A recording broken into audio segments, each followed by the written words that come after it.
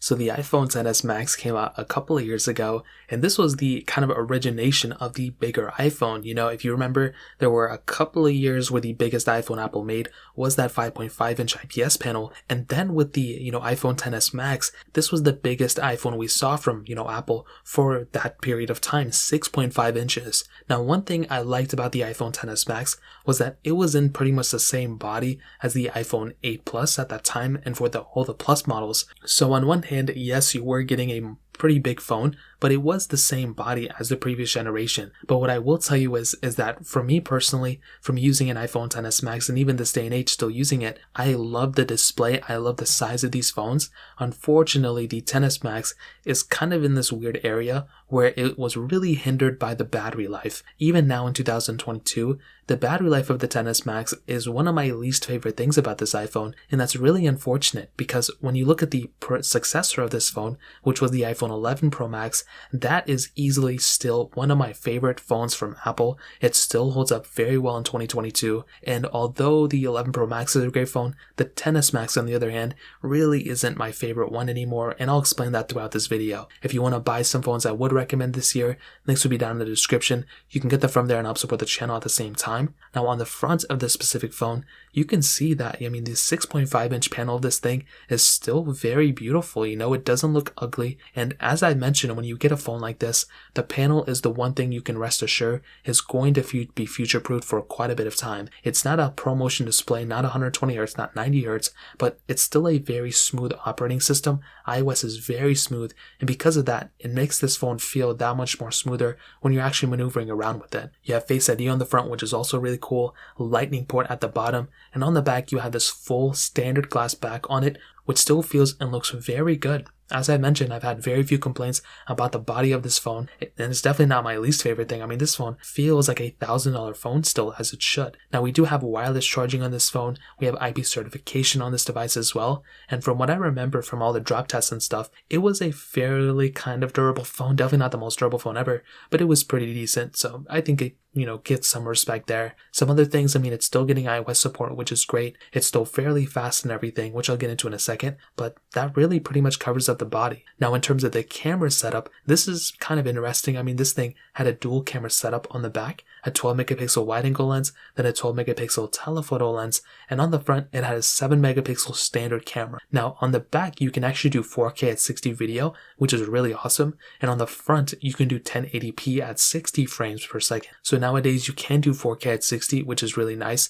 Unfortunately, at that point, only 1080p, but it's still okay. However, that back camera in this day and age is still a pretty good camera, as I mentioned. You can pretty much get this camera today and still feel like you have a pretty strong camera. The only disadvantage I would say about the XS Max is probably the lack of an ultra-wide sensor. I would have loved to have gotten, the triple camera setup at this point, but we didn't get that until the next phone, so totally understandable. But with this iPhone, you still have portrait mode, you still have very good photo and video quality from this thing, and as long as we're talking about the back camera, this is still a very good camera for sure. And I've compared this camera against the 12 Pro Max, 11 Pro Max, and 13 Pro Maxes, and again, I haven't had too many issues with this camera. It still holds up very well. My only issue is the lack of the ultra-wide sensor, and my only other issue probably the lack of cinematic mode nowadays, and no 4K at 60. That would be really nice to have that capability on the front, but the front camera is still pretty good, and as I mentioned, if you're going to be using this phone for standard tasks, I don't think you're going to be complaining too much,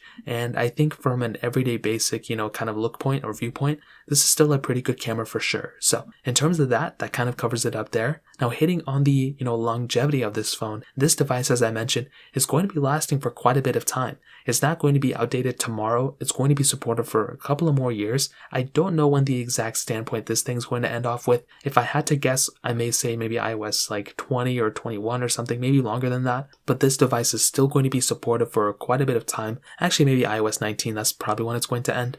But with a phone like the XS Max, you're still going to feel like you have a long supported phone. And I do feel like by the time, the iPhone XS Max is unsupported, there's not going to be a lot of people who are using this phone. The iPhone 6S is still supported, and I don't really know too many people who are using that phone anymore either. So in terms of the longevity aspect, that pretty much covers it up there. Now hitting on the performance side of things, this iPhone has that Apple A12 Bionic chip inside of it with 4GB of RAM. Now what I'll tell you about the performance side is that the iPhone XS Max for the most part is still a very good performing phone. From my whole entire experience and from everything I've ever used this iPhone for, I've had so little complaints about it that it doesn't even really matter. Like, I've had such a beautiful experience with this iPhone in terms of the actual, performance. And anytime I compare this iPhone against really any other iPhone that's, came out in the last couple of years, it still holds up very well. It's definitely not perfect, like I mentioned. There are some weird issues here and there every once in a while, but if we're not even talking about those small little issues that happen every once in a while, this has been a very smooth performing phone. Now, if we're doing light intensive things, this phone is going to be perfectly fine. If you take it up a notch and you try going up to something like heavy intensive gaming and those type of things, since day one, this phone has been able to handle those things. And even now, with all those updates and on iOS 15 right now too, very few complaints on my end. I haven't had too many things to complain about. However, I don't think this phone is, the go-to phone I would pick up for performance sakes.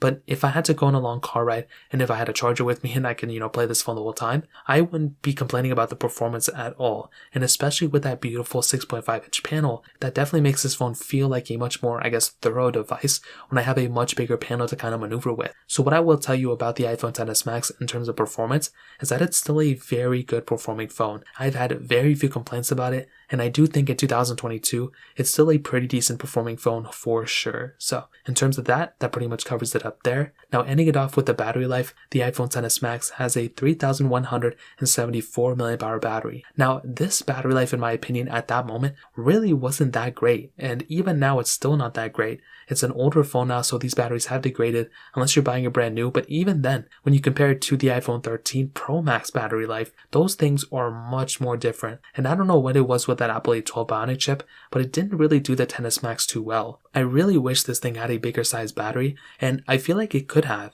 for how big this phone was. The difference between an iPhone XR battery size and the XS Max battery size, there really wasn't a crazy big difference, which was kind of weird. So I'll tell you about the XS Max battery life. I don't think it's really worth it just because the battery life, which is very sad. You do have wireless charging, which is nice, but beyond that, there really wasn't a lot else going for it, and that was my biggest disadvantage with this phone from using it back in 2018 and even still owning it. I feel like they could have done a better job. There really isn't much we can do about it now, but they did make a battery case and everything, but the newer iPhones definitely have much better battery life than this specific iPhone for sure. So in terms of that covers it up there. And to kind of sum up this video, I'm going to be honest, I don't think the iPhone XS Max is worth it anymore, but that mostly has to do with the battery. If you're okay with, being around a charger, or if you don't really use your phone a crazy amount, then I do think this phone is worth it in that standpoint. I do think it's worth it, if you're trying to get a good performing phone for the price tag and everything, but do keep in mind that the battery life was one of my biggest complaints about it, and maybe you're in the same area that I am, but if not, and if you're okay with the battery life of your iPhone right now,